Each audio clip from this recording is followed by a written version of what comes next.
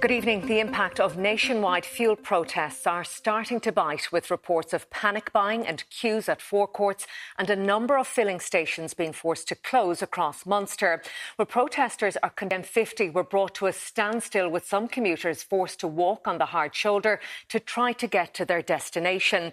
The business group IBEC is warning of imminent threats to supply chains, and retailers are also reporting empty shelves in some city centre stores. Well, Minister Helen McEntee has defended the decision to bring in the Defence Forces to help clear blockades, saying the protests have crossed into criminal behaviour.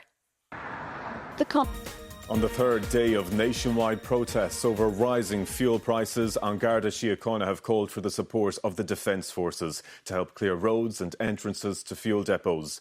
Defence Minister Helen McEntee said deploying the army in response to escalating demonstrations was not the norm, but was necessary. Protesters. These are no longer protests, they are blockades.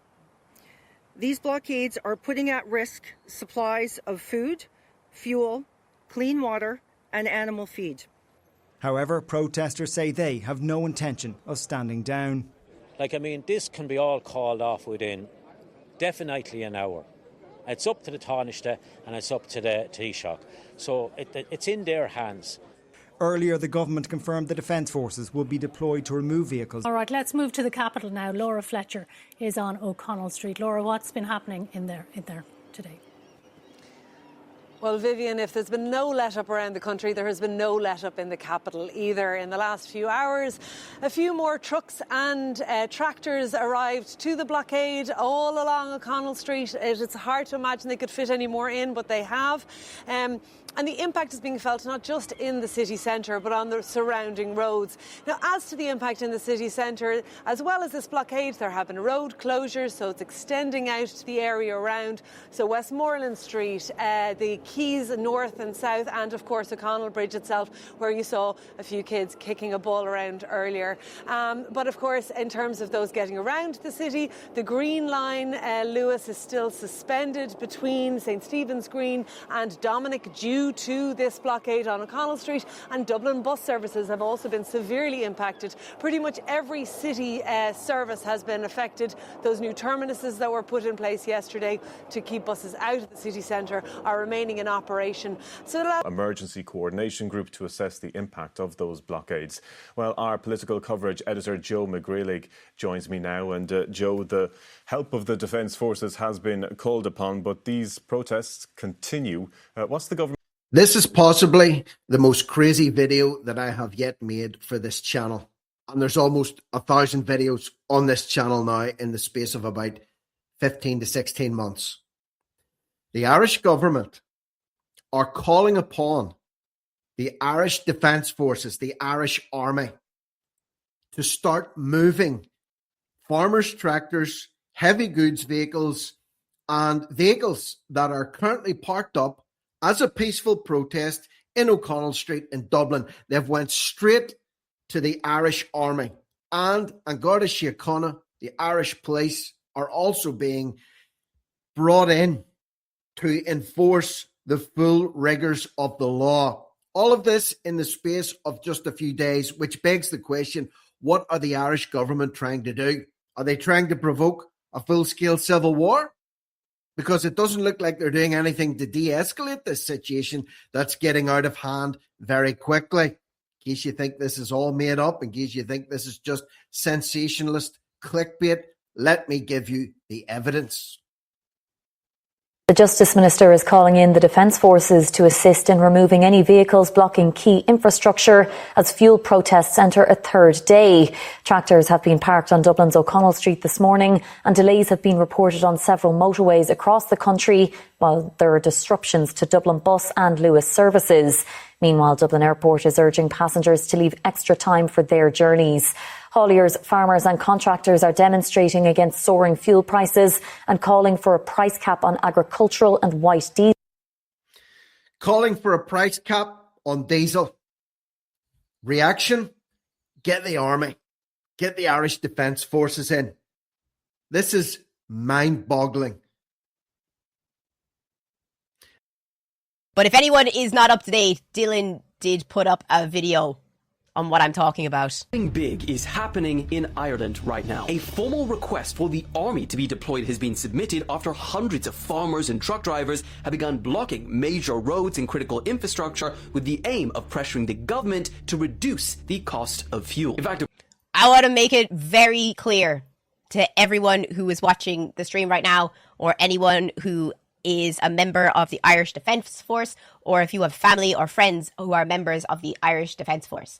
If you have been called out today is the day to call in sick. Tell them you have explosive diarrhea, you have scabies, tell them you have lice, tell them your pet worm died, and the wake is today, and you can't make it in. Sorry, Sergeant. If you go out and you try to remove people from the protest, you are nothing but a boot-licking tan. According to this might be a controversial take, it might lose some subscribers and people might get their nose out of joint, but I have to f***ing say it because it's the only thing that I've been thinking over the course of the last 48 hours.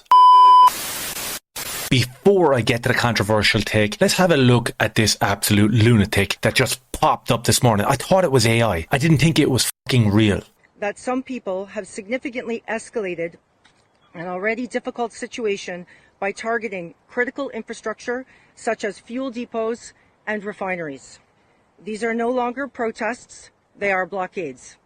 Refineries and fuel depots. So the queues that we are seeing all over Limerick, Clare and Munster region today at the petrol station, at the petrol pump, is because of the blockades that happened 2 days ago. It's not because of what's happening in the Middle East. It's not because of the absolute criminal price of tax that the government are tearing out of every litre of diesel that's being sold. Nothing got to do with that. It's because of the protests, and they're not even protests anymore. Now they're blockades. These of the law. The full rigours of the law entails sending the Irish National Army out onto the streets to do the policing for them. Did you ever think that we'd get to such a preposterous position here in Ireland in 2026, where we see military tanks driving around breaking up democratic protests, and this is adjudicated by some Canadian bitch? Like, what? You know, when thousands of people lost their properties and their homes to natural disaster and flooding, did we see the army get deployed? What about the invasion of our country? Do we see the army deployed to maybe stop that beautiful enrichment from destroying every single town and city in Ireland? Absolutely not. Only a democratic protest, that has to be shut down. Micheál Martin. Today is day 4 of the nationwide fuel protest that have locked down this country, and great job to all the protesters in Ireland. We are 100% going to win this fight with the government. The government has gone 100% tyrannical, they have lost their mind, and now they know who's in charge. We, the people, are going to win this fight, guys. Day 4, it's been an absolute crazy day. I have a ton of videos from today, so stay tuned for those. Get to Dublin. There's millions of people in Dublin that could fight back. It is the main spot for the protests. Great to see everyone gathering there. So much social media highlighting of this event, so it's great to see. This protest is going to win, but we have crazy videos today because a lot of things have government that we have. But in a crazy show of force from the fuel protester leader, we have here John Dallin, the farmer and agricultural contractor from Castledermot in Kildare, the key organiser and spokesperson for the ongoing fuel costs, said if the army steps in, we have a bigger army. Absolute legend. The crisis in the Middle East continues. The government are getting plenty out of it. There could be widespread disruption on Northern Ireland roads next week, as a number of protests are expected to take place over rising fuel costs due to the war in the Middle East. Calls for lorry drivers and farmers to protest across locations in the north on Tuesday have been widely spread on social media.